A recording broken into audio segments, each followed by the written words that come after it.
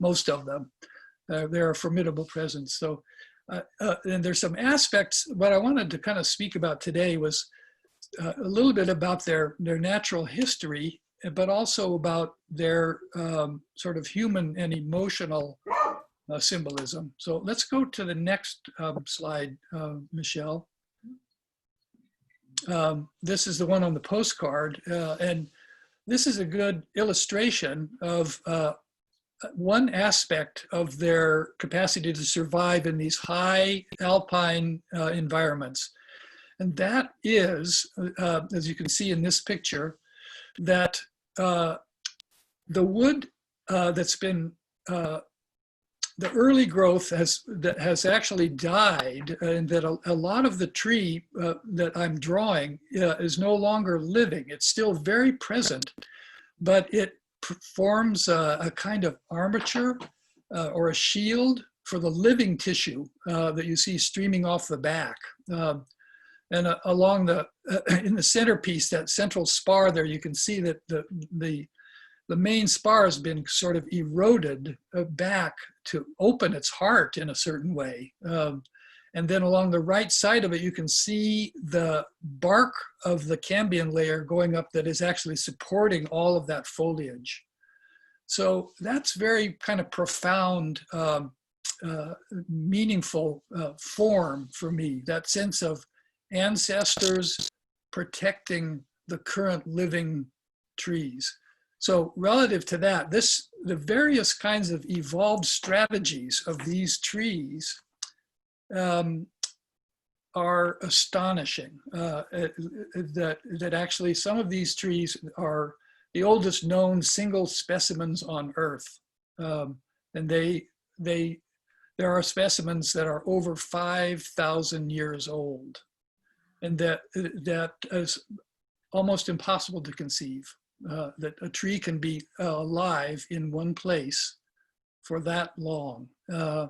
So as with many other trees, but these above many of the others, literally, I'm fascinated by how they have evolved and adapted to extreme challenge.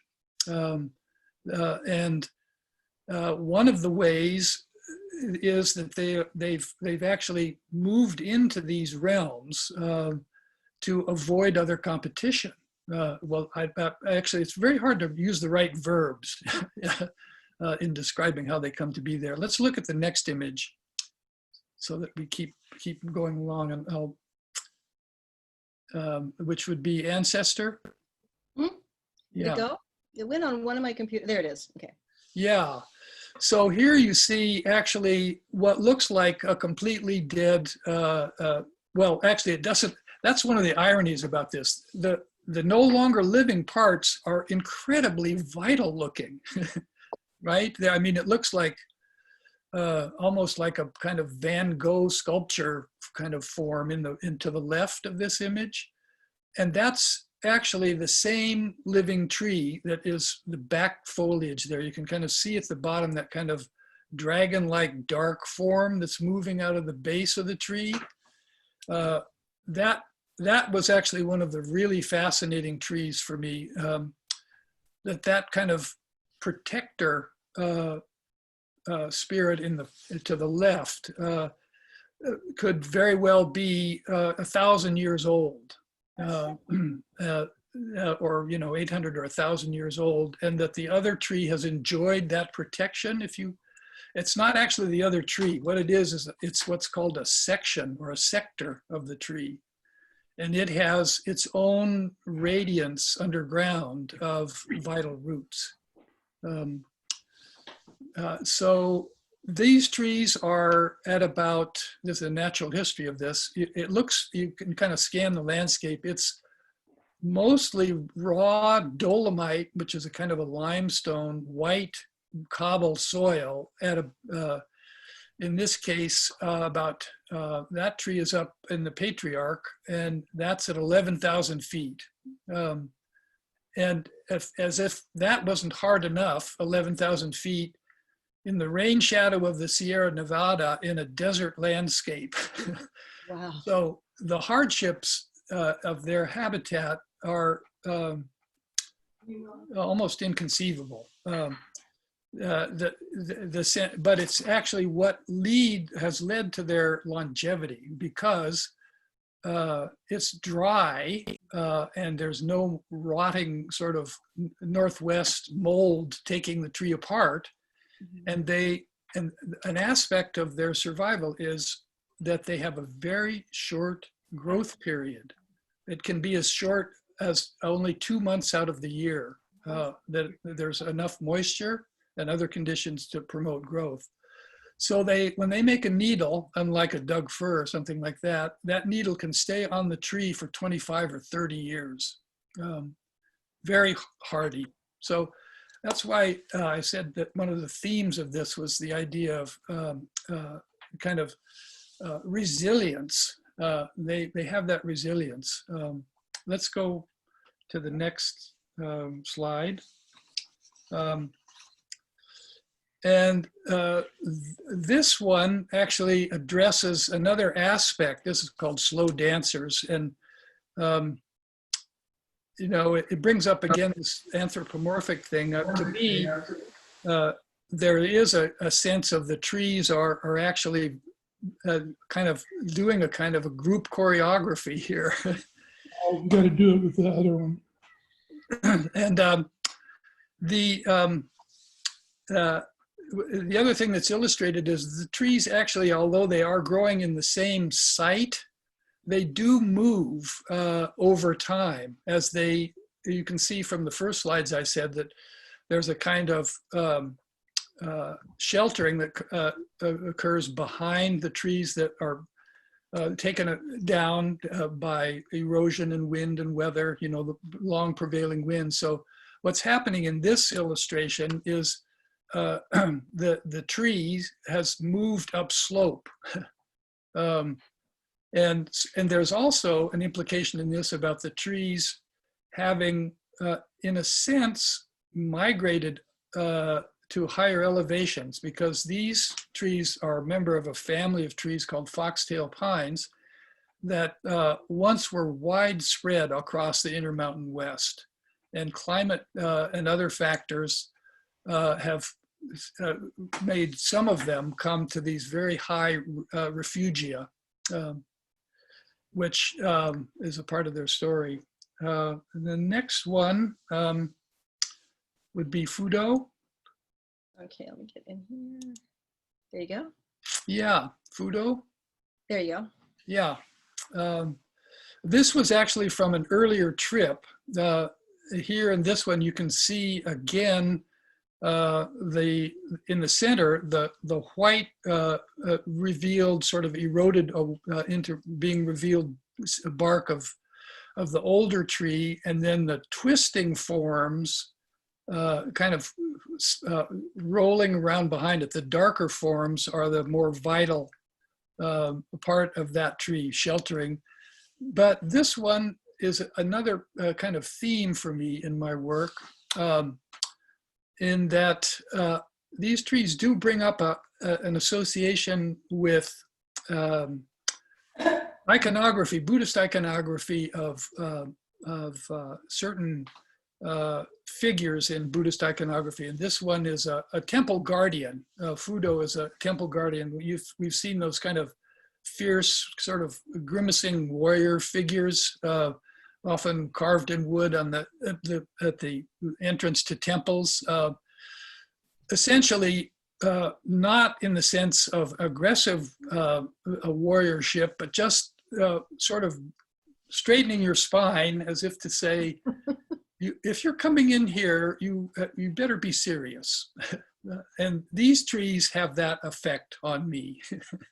When I go to those groves, I feel I'm in the presence of some deep reservoir of power, and I respect it. So there's an overtone in a number of my pieces of reference to that kind of iconography. There's another bodhisattva that we'll see in a later slide that is Kuan Yin, the goddess of compassion. And so this was Fudo. And then the next one is, yeah, and this is actually, as you can see, we're getting bigger now. Those earlier pieces were 9 by 12 and roughly in that range. And this is a 16 by 20. And this was a long endeavor to make this piece because the drawing was done with 2mm hard 9H drafting leads on glass. So I was able to get really super fine linear quality, but it was a long labor of love. And I actually had a conversation with a friend just a couple of days ago in the gallery, in which she helped me see something that I'd not seen myself in my own work that I thought was interesting. We can't really zoom in on this, but if you look closely at the kind of in the center, the very center of this image, there's a kind of I think I can. Let me try to zoom in. Nope, I can't. You can't? Okay. Yeah. No, I thought I could. But if later we may be able to do something like that. Anyway, it had to do with, these trees do twist. All of these trees twist. It's kind of how they endure. The twist is sort of stronger in terms of engineering, but it's also, of course, very beautiful, the kind of spiraling forms. And in the center of this, there's sort of almost a classic Italian figurative contrapposto is the Italian word for the sort of canted hip and rotated torso. Can you see that? That just right in that spiraling kind of thing. And what that reminded me of is my whole track across my time of drawing trees started from a little Dover reprint, a little pocketbook Dover reprint of a turn of the century British artist called The Artistic Anatomy of Trees by Rex Vicut Cole. And that was a revelation to me then. And I see that it's kind of come full circle for me. When I was up here the last time, up in the mountains the last time with these trees, I really, really felt the kind of figurative presence that these trees bring up for me. So let's go to the White Mountain Spirit. Oh, you want to? Lineage holder, yeah. Yeah. Right. That's another nice big one. That's beautiful. That's the one that's in the alcove. So if you go by the gallery, it's lit even at night. It's lit in the alcove. I love that. I love the way it's displayed because it's really kind of like a little icon, niche or something, the way you put it in the gallery. Yeah, this is a very special tree to both of us, and it's wonderful to be able to come back to the White Mountain, the Bristlecone National Monument, and see these trees again being preserved and well cared for. They have really only come into general consciousness within the last few decades. Only in the 50s did the awareness come up that they might be really quite radically old. There was one guy, Ed Schulman, who noticed the very tight grain. This is just astonishing to think this, on this wood that he brought down to his house to use for building some cabinets, and he was putting some pieces in his stove, and he looked at the grain on it, and he said, "Wow, this is incredibly fine grained," which is each one of those little fine little lines that you can hardly see is a year in its life, and it led to the whole science of tree ring dating. Oh. And that is also a factor on how they can be here, because the wood is some of the tightest, densest wood that you can find, resistant to erosion or rot. There's pieces of wood lying around up there that are 10,000 years old on the ground, just lying there. So That's very different than Oregon. Yeah. In the woods here. So this grand tree, I came up with a title for it that really kind of is meaningful to me in the sense of that this individual is carrying all of this co-evolved genetic wisdom, and passing it on through the tossing off of the cones. There are places up there in the draws of some of the mountains where there's just long cascades of gullies that are filled with the bristlecone pine cones. They don't regenerate all that abundantly, as you can see from the long, clear slopes out behind them. And when they do, it can take 50 years for them to get a few feet high, in some cases, depending on what the circumstances are. So it's really a pretty inspiring treasure for us. Davis, before we move on, can you tell us again where these trees are located? A couple of people have asked about that. Yeah, I will. And I also wanted to flag that I will be putting up a bibliography when I do the artist talk next time. Oh, good. And we'll put that online. Okay. So let's just pop right along here, because I see timing is. And if somebody did ask what type of printmaking you're using, and so we'll just quickly say that you're doing lithography. Right. Yes. And we'll go into detail with that process again at the artist talk on Sunday the 19th. Okay, great. Yeah. So let's look at the last two, contrasting, quite small. This is like 6 by 6 inches. And I won't go into too much about that. It's sort of the themes that I was talking about, the sheltering part that's alive. And here you can see the tree has moved to the right over time by quite a bit. I think in this case, it was pretty obvious it had moved probably about 20 feet across its time. Let's go on to the second set of forest resilience. I think we have one more in this set, yeah. This one. Right, and that's next to the smallest piece in the show, and this one was the one that I'd mentioned earlier that is working as a kind of Kuan Yin figure, the goddess of compassion with 10,000 helping hands. Some of us have seen those kind of radiating figures with the many arms.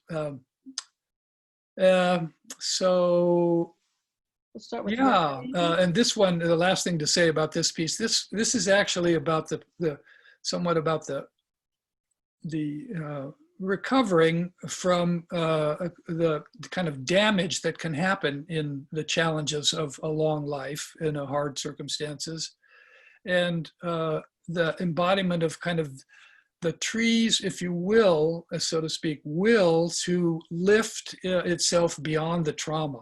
And that's kind of the design of it, is the turning out of the darkness and lifting once again into fulfillment of its genetic imperative, or its aspiration, at least. So the second kind of theme coming up in the next image is forest resilience. And this set of 4 pieces are all done during virus time. And this one was a turning point for me when a friend, I was having conversation about how am I going to cope with the state of my mind in these circumstances. And he very kindly just encouraged me to say it like it is, and to put this, I saw this tree, and it was really emblematic of what I felt at the early outbreak of the virus, and all of the attendant things that were revealed in that moment, and so on. So it was very emotion driven and a little bit of like the wreck of the Hesperus in composition. And I'm very pleased with it. I want to give a quick shout out to Gamblin Inc. Somebody, I don't know if it was you, Michelle, told me that the Gamblin Inc. company here in Portland was making a new lithography ink, and that it was really, it's called Portland Black, and I just love it. We love Gamblin. We love Gamblin. Yeah, well, you can great see, company. Yeah. look at that beautiful black there above the scarred white. Just delicious. This is called Reckoning, and then the next piece, let's go to the next piece, is a strong contrast. Yeah. But it's another aspect of my response to the hard winter that we had. This is a maple striving to fulfill its aspirations. It's a big leaf maple, and this is about 1/3 of its total height that we came upon here on the Leif Erikson Trail. And it's really a lot about coming to terms with loss and grief, and common enough experience. I could talk more about it, but I'd like to keep going. And then the last two are a matched pair of what I'm feeling is actually a vision forward for me. They're both stumps in a forest. Let me show the other one as well there, so you can see. Yes, and Afterlife went through about 5 different stages before coming to this, and it is a kind of an investigation of what I've learned is true, that stumps are a kind of refugia for a seed bank, and it's kind of how the forest returns after great devastation. So it's kind of a memorial marker in the woods, but it's also where it's a repository where things become recycled and regenerated. Both these pieces are investigations and working on that kind of theme. I love, Davis, in this one, I know that's not what's happening, but it looks almost like it's like butterflies are rising from it, like it's just taking off.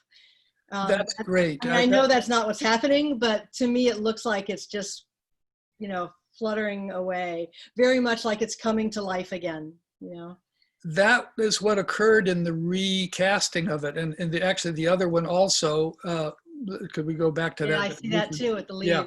Mm-hmm. And so where I lifted the lights out more in that way.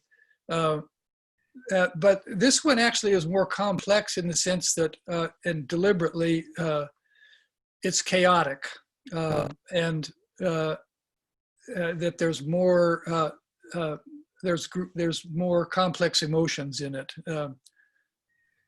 Gorgeous. All of these actually are more emotion driven than my work used to be, and I'm rewarded to see this opening up for me. Yeah. There's that good Portland black again. Yeah, I was gonna say the black in this, and this doesn't even do it justice. You need to. Yeah. It's like when you look at photography, when you see the true black. Yeah, yeah. So the last kind of closing piece would be the little preamble is out to the coast. I'm here now, and these trees I've always loved the way the lodgepole pines, the coastal pines cope with the constant winds from the coast, and they move, they flow back and forth like the sand dunes as they can.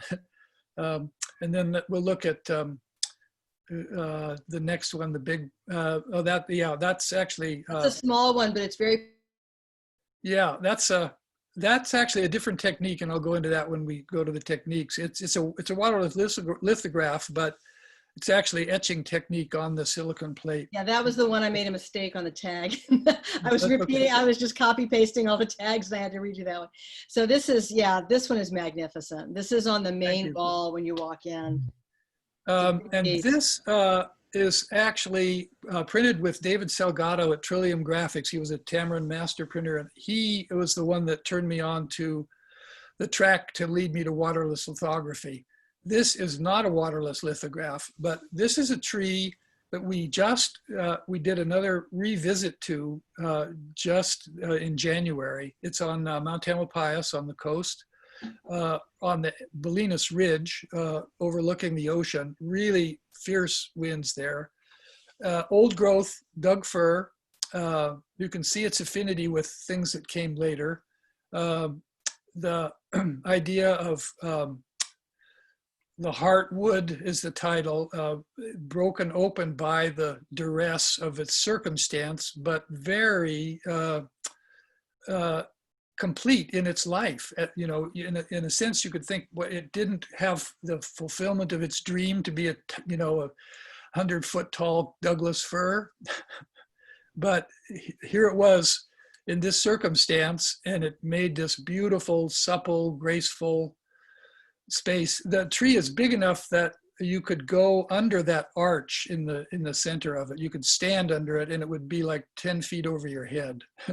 Wow. So it's really something. And this time I noticed that the park has now made a little turnout with a trail so people can go visit it, and Okay. it's worth So it. yeah, people have continued to ask where these are located, and they're in different places, but you are going to put Yeah. Oh, you cut out.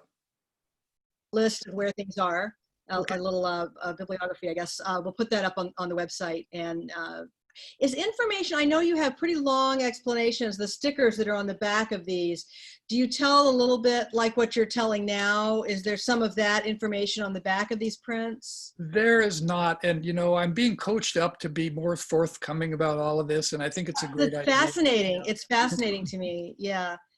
I Well, love the idea of them moving. I'm from the East Coast, from the Mid-Atlantic, and so I'm familiar with how the islands move. And I'm thinking about how the trees sort of move in the same way. Right? isn't it Kind of astonishing? grow up Yeah. here and come down here. Yeah. Let's see. Yeah, somebody just chatting with everyone. Eastern California. Are in Eastern, she's answering.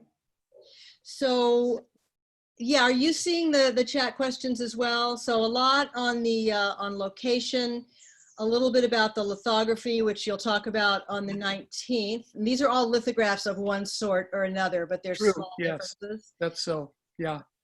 Okay. I'm just kind of aware of the time, and maybe the question and answer could come, I don't know. Yeah, and we'll definitely have more time on the, when you come on the 19th on that Sunday. And I think we'll be in the gallery on that one. And Davis, you might want to join us in the gallery for that one, because then we can sort of see them in our hands. Yeah. Any other questions for Davis before we move on to Minal? These have just been, it's just fascinating. I learn something every time I hear you talking about these. And so there is the companion book. I guess it's sort of a companion book on some of these. The Conversations with Trees, that was a collaboration with you two. Yep. And we're trying to work it out, so we'll have maybe a little once a week brief reading. We might post one picture from the book. We can do Tuesdays with trees or Wednesdays with whatever. We can make it work. We'll pick a day, and we'll definitely publish that on the website and on our social media. But I'm thinking these might be a nice, and we'll record those too, so that people can hear the lovely writing that these trees inspired, and take a look at these. Anything else for Davis real quick?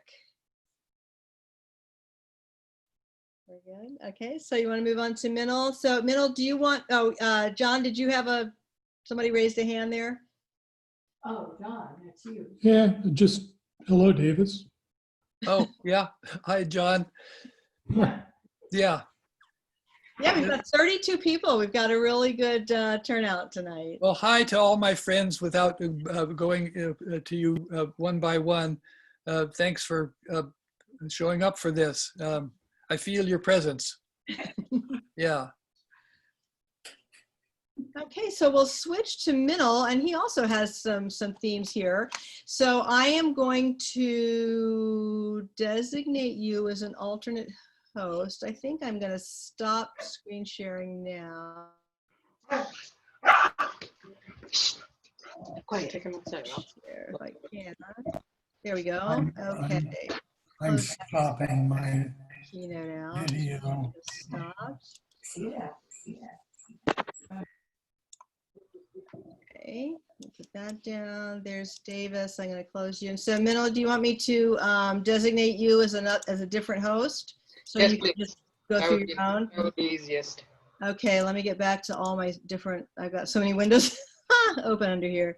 I'm leaving. There they are. There's the guy, is my boyfriend. Do you know anything about this part? Yeah, it's a kind of assemblage of different Somebody's got two Passed off. mics open somewhere. parts. Okay.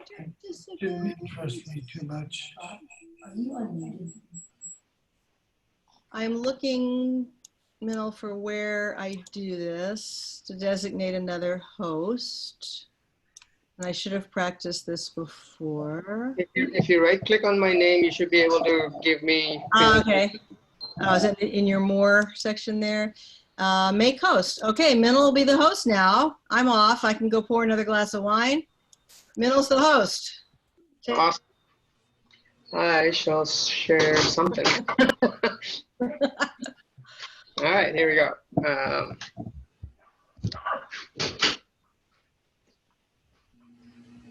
Is it coming through?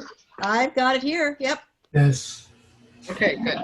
Well, thanks. That was awesome, Davis. As always, they're really detailed drawings. I really enjoy your stories as well. So my show is, when I first started out, the show has changed quite a bit since we signed up to do this last year. A whole lot happened within that span of time. In February, I spent a whole month on a grand jury, and that really affected my mental state. Many of the sketches that I had started with started to evolve differently as I started to build them or assemble them. And I think the mindset of coming off of the grand jury experience really changed the way I was looking at my own drawings, the sketches that I had started with. And then COVID started, and all the social disarray that was showing up in our midst. So a whole lot of external emotions, as to use Davis's term, emotion-driven work has emerged. But hopefully, as we walk through these 7 or 8 pieces, that there's that turning out of darkness, using Davis's terms again.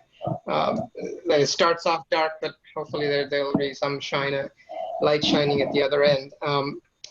Typically, I start with a sketch. Sometimes I start with a set of words and then try to illustrate that in object form. Mostly I use materials that I find. I salvage a lot of stuff, and I like to work with stuff that I find because it gives a different challenge of, I can't presuppose what I'm going to make.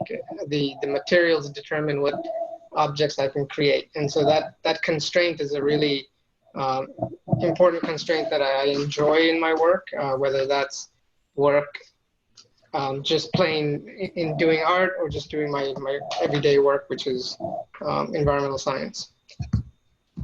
So skip this stuff. I have a brief artist statement. It's pretty nothing spectacular, but it's really just saying most of this work that you'll see today is a set of observations of the stuff that's happening before us, the social fabric, the relationships to our communities and ourselves, and then to the country.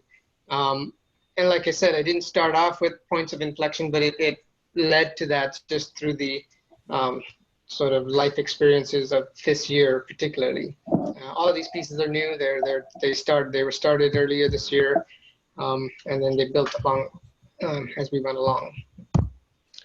I'll open with these prints. These were prints. I'm calling them inflected symbols. These symbols are sort of items that have been elevated in our public sphere and politics and general discourse that there's other imagery here that I haven't used, but it puts us in a place where we objectify, or we take these images that are that have places in our lives, whether that's spirituality or whether that's earning our living and just simple biology and things like that, and turn it into politics that completely changes the relationship to these objects. So this is just juxtapositioning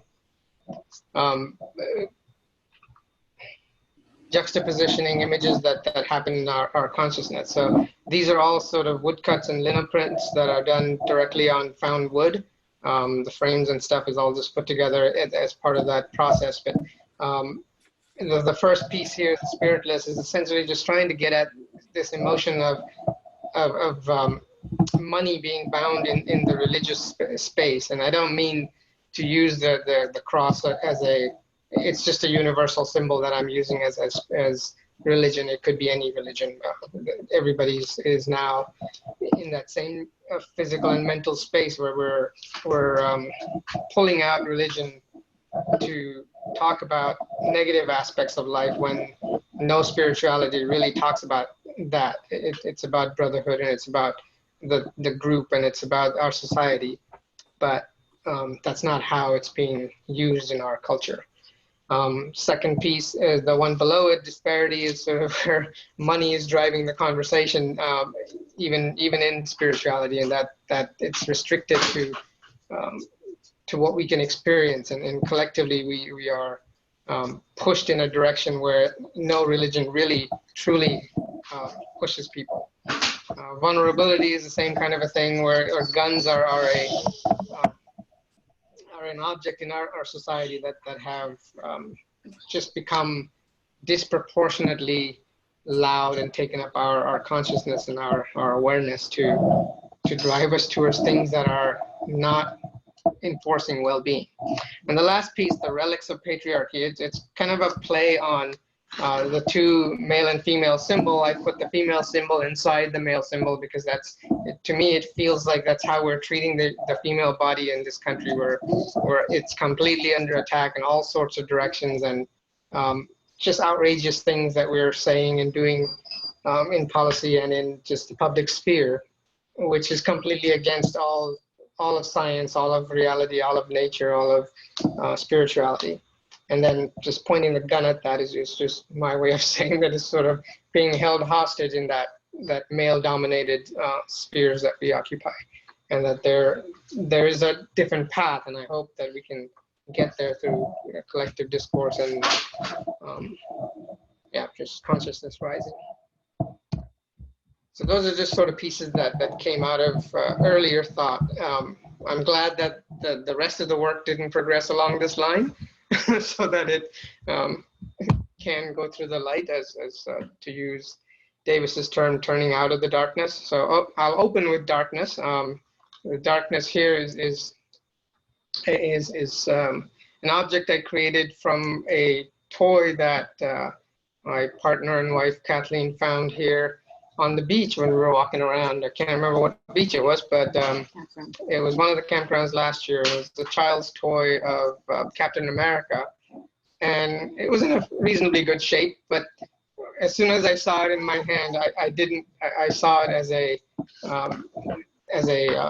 object that could be easily vilified. It stands for the virtue and goodness and upholding values, but in this case, we were sort of lost in terms of what our values are, and so I stuck him I created what is this? A stretching rack. That's it, a torture rack. I stuck him on there, and I was really, really struggling trying to see if I could find another toy just like him or some other superhero actually bending those wheels of stretching the ropes. But that didn't happen. Couldn't will myself to find another toy. But here it's titled Confusion, simply hero trader. It's just the same these days. It's a matter of moving through a society that is focusing heavily on the negative. There's so much hate, fear, and stuff that's been built up. But in the end, I think as a group of people, this is not what we want. This is my response to the craziness that's occurring. This is about 12 inches long, 5 inches tall and wide, including Mr. America here. Switch to the next piece. This is, to use Davis's terms again, is heavily emotion driven. This occurred when I heard about George Floyd, and to this day, I still have resisted watching the video because it's sufficient to hear what occurred. It's sufficient to know what the outcome was and what led to it. And this is purely an emotional response. I carved a heart, I torched it, and I stuck it in a jar as a specimen, calling it artifact. And it may be an offensive piece to some people, but it clearly gets to what I intended in my heart and mind. This was sort of a weekend effort after seeing and hearing the Floyd murder. White skin, black heart, circa 2020, specimen collected on that day. Again, the poem is effectively just talking about that what I felt when I had that piece of wood in my hand, and I didn't intend to burn it, but that's just the emotion that came through, and burning it really released that anger that I felt when I saw it, or when I heard the news. Oh, and I'm happy to be stopped anytime, so if you have any questions. This piece is in a jar that's about 7 feet tall, or 7 feet tall, that'd be a big heart, 7 inches tall, and it's a 4-inch diameter. So the piece that says "Made in America," it's a tag that came off of one of our tools, but there you go. I want to know how you got the lid on a 7-foot tall jar. I know, that's a big jar.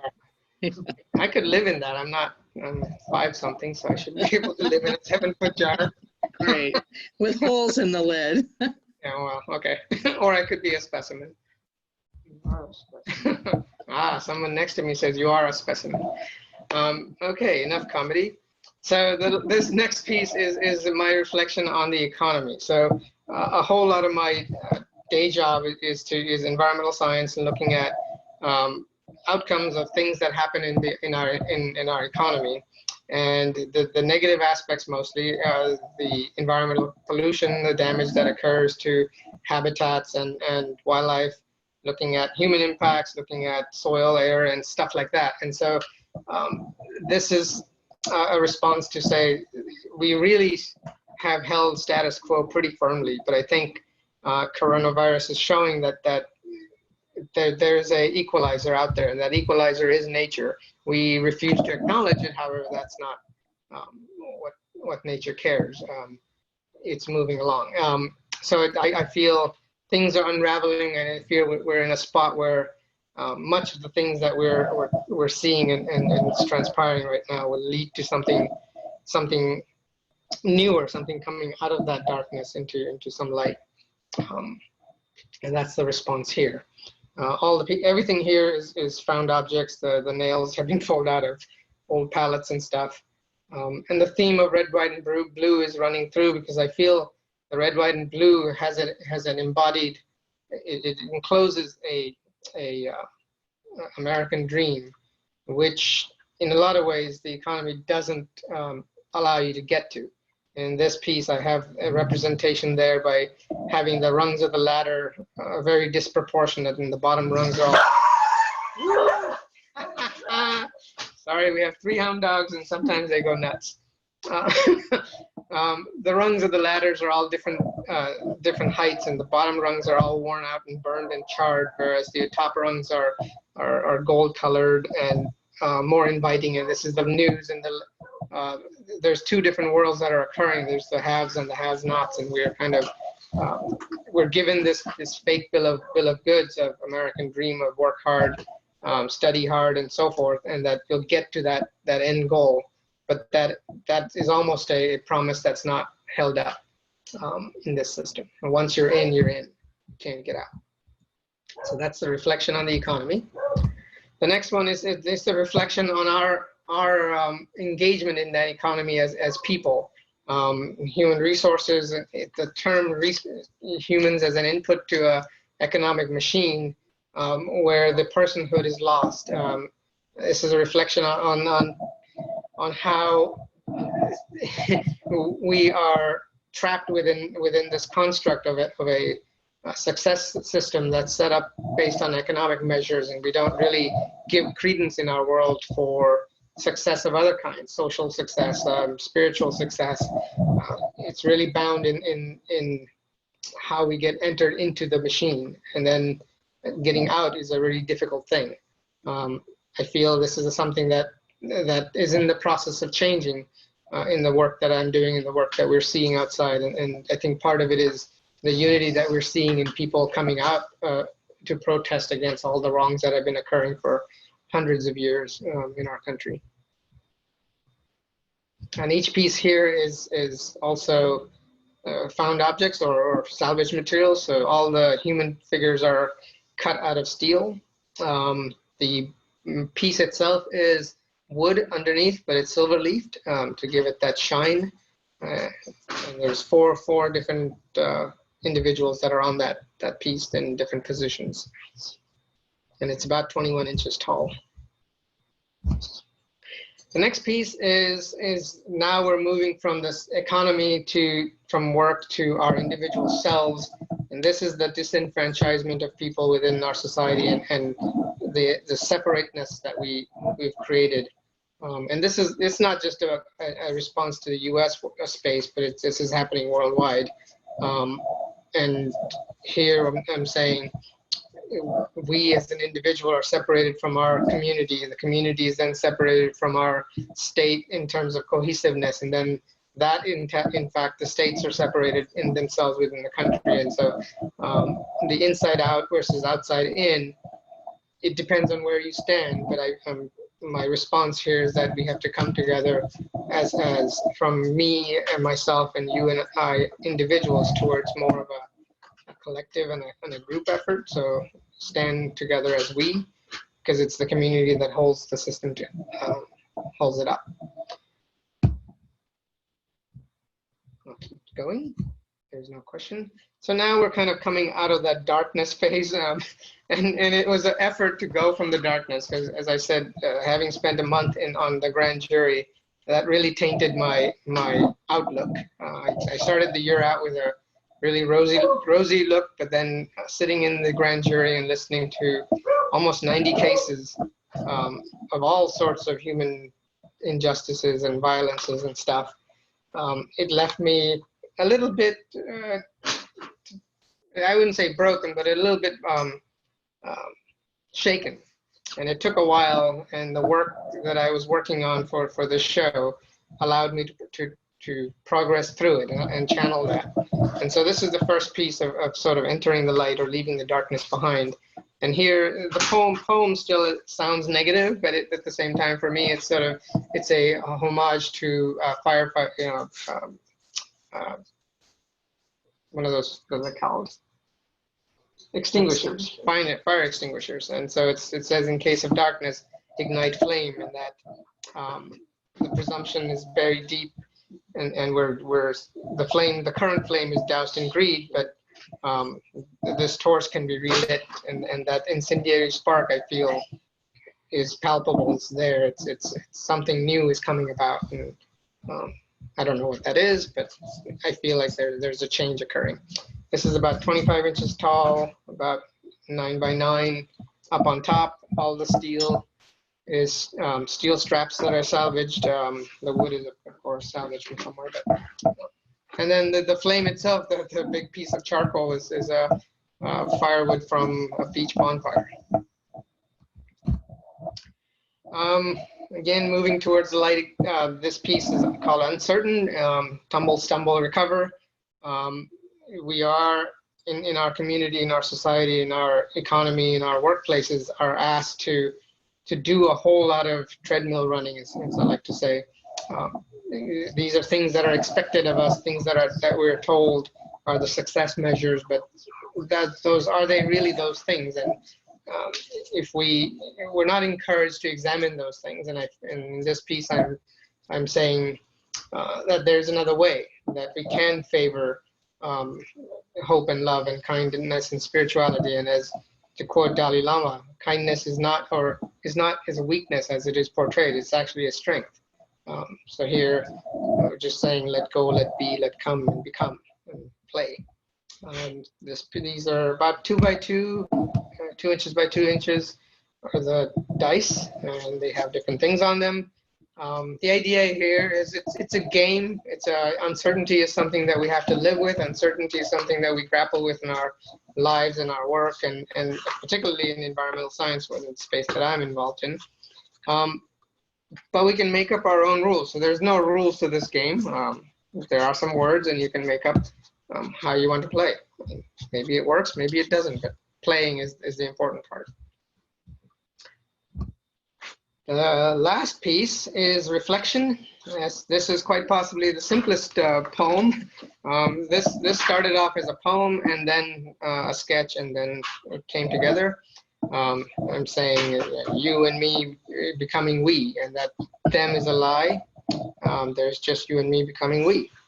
I think this is something that really seeing that in our workspace right now, with so much effort going into understanding and uncovering historic ills that are occurring and have been occurring in the state of Oregon with indigenous folks, with Black community and different other minority groups and so forth. And the state itself, in the work that I'm doing, are intentionally trying to change that dialogue from jettisoning the historic and old stuff towards a renewal and a new way of approaching people and well-being. That's all I have. Happy to field any questions if you find any or have any. Yes. Yeah, I'll end my share. I'll leave it there unless if someone has questions, I can pull them up. But that's all I have. Thanks for coming. Here. Thank you, Minal. So these pieces are they're in the order that Minal had shown them, and they're in our front window. I think the hope one, the one that's like the torch, is in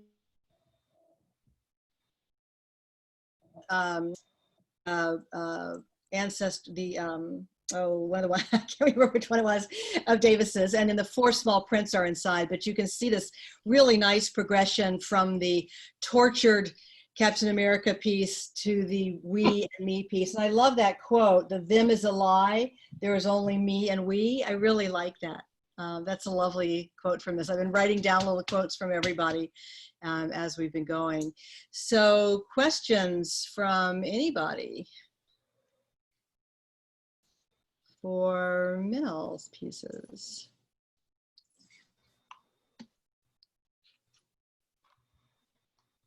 You want to unmute, have a question?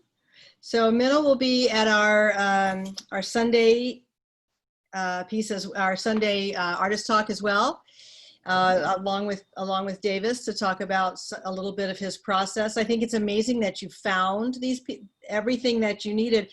I like what you said when you were you were looking for another toy, but there was a way that you phrased it that that other toy didn't. Yeah, I couldn't will finding another toy, another superhero toy.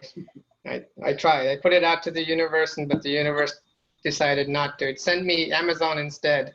Yeah. But I refused to buy one. So. Yeah. No, I think that's a wonderful process. I'm a process person, and I love the process of having the found objects, and they come to you. And I remember your grand jury. I was supposed to do a grand jury in April, and it didn't happen because April, right? So I remember that happening to you, and that must be a really powerful experience to see all that going on. It was, and if I would say to anyone that's here, if you get called for a grand jury, take the opportunity. It's rough initially, and you kind of build a callus around your heart and brain for a while, but it really does illuminate how our society works and how justice in quotes is doled out. And it really does awaken. I mean, it was a transformative experience. And even though it was stressful, I would recommend doing it if you have the opportunity, if you get called for a grand jury. Yeah, yeah, Really? it does sound really, really powerful. Yeah, it really gives you an insight on how our society works, at least for that demographic, the so-called justice or injustice. And to do that right before you have so the one that has the speaker on is the one where I don't have my video. To do that right before you get shut down, you know, so you're in there for those 30 days and then you have all this time to think about what you've experienced. Mm-hmm. And like you say, it was a year ago that you planned this show, right? So you never really know what's going to be happening Yeah. at that time. Thank you. Well, we've run our hour. Unless anybody has any other questions, I learned some new vocabulary words with with Davis's. I was looking up some of the information about trees and remembering a little bit of my high school biology on some of the parts. Now, Minal's, yours is really, you know, I was so curious about it. Not know Minal, so Minal's partner Kat, Mistry, is our, I guess your wife, is a member of the gallery as well, and that's how Minal came to us. So we're happy to have him there and to participate in this, and the timing could not be better. This is a good message for right now, and it looks great up in the window, and I think that these are powerful pieces. So come by and see them. Let's see, somebody who's listening bought something. I just had a little note that we, something sold while we were, I don't know, you can raise your hand and say hello if you buy, if you were that bought something. I got a list that something sold, but I can't tell what it is right now. But congratulations, whoever bought something. So Davis's pieces are both framed and unframed. I mean, obviously we only have one of each for the framed pieces, but we have multiples of a lot of the unframed pieces. And especially if you're buying from far away, that's a good way to purchase is the unframed pieces. And those we can ship right away. The framed pieces, we'll have to wait until the show is over. But the unframed pieces, they're in beautiful matte, and they have all of his official stuff on the back, and we can send those to you right away.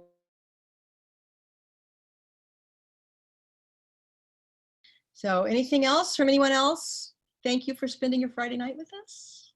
Any other hands up? We can't see everybody at once, so just go ahead and unmute yourself and talk if you want to talk. I can't see hands up. Yeah, Davis. Yeah, thank you, Michelle, and thanks to everyone who showed up. I feel a warm glow coming off the screen here. That's really saying something if we can generate a warm glow off of a Zoom meeting. I think it's the yellow border around your window. That's it. Yeah, I think I saw somebody else who wanted to say something too just a second ago. I was just going to say it was an extremely enjoyable hour. Loved it. Very much so. Yeah, thank you. I'd like to say I was very moved by hearing about the journey of each artist, you know, and how you are coping with this very challenging time through your art. It was very moving to me. Thank you so much for that. Yeah, thank you. And it is encouraging to see people finding beauty. I know some of the art that's been in response to what we've all been going through for the last few months has been dark, as you know, Minal started out dark, but it's lovely. We lost her. Did we lose the speaker again? And hope in there, right? And then even in Davis pieces, you look at these things that are 5,000 years old and you think, yeah, my troubles are nothing. You know, like we're good. There's that, and actually, I in hearing Minal's explanation of his evolution in his piece, I see a correspondence here with actually my stumps and his final deriving message of we, in that, you know, when this show came together for me, I'll be candid about this. there is a self-critique of a way in which I've been kind of valorizing, if you will, the rugged individualism, kind of almost an Ayn Rand kind of thing, which is not my game. But the stumps really are like Minal's me, we, in that what we now know is that the forest health is totally about commingled mutuality. And that's kind of what I was groping towards and will be working on with the stumps as a kind of a recycling communion that I feel a kinship there of sensibility that I hadn't known was there till you. I mean, I certainly resonated with the me, we of your piece. And I think, you know, that's the way that we have to go forward. We are all in this together, and not in any kind of Pollyanna way. Vision that is now coming out of the forest of mutuality and hidden cooperation is very profound to me as a model for how we may find ourselves able to negotiate the path forward. Thank you. Thank you. You. Wonderful ending, Davis. Hmm. Yeah, thanks everyone. Nice, Rita. Thank you. And Thank thank you, you. So Michelle. somehow the spirit of art just puts them together. Thank you, everybody. And we'll see you on Monday or Sunday, the 19th, right? Yep. At noon, we'll have another artist talk. We might be in the gallery. We'll see where we are then. Thanks, everybody. Have a great weekend. Thank you. Stay safe. Bye. Bye. Bye.